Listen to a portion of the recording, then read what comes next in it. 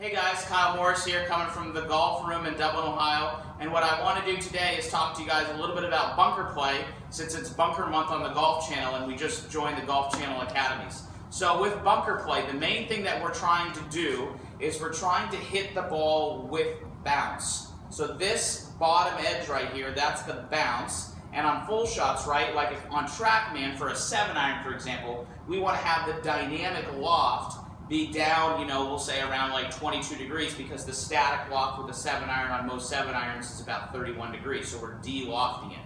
With bunker play, we're actually trying to increase the dynamic loft to almost feel like it's greater than the static loft. So if this is 60 degrees, we're trying to feel like we're hitting it with more than 60 degrees of dynamic loft. And secondly, in regards to angle of attack, we want the angle of attack with a bunker shot to be very shallow. We don't want it to be very steep going down. We want to feel like we're hitting it with more than 60 degrees of loft almost, and the divot is very shallow like a pancake.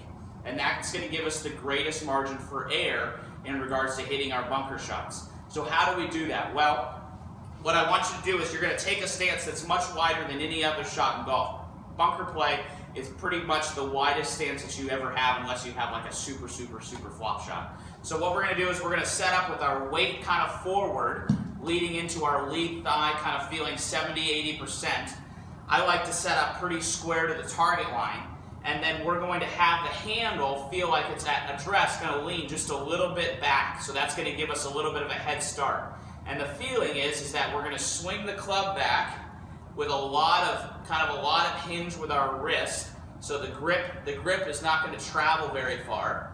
So we're going to feel like we swing it back, kind of like hinging it up, and then we're getting rid of the angle, and that's going to give us more, that make the dynamic loft higher at impact, which is going to maximize the amount of bounce to have the club enter the sand.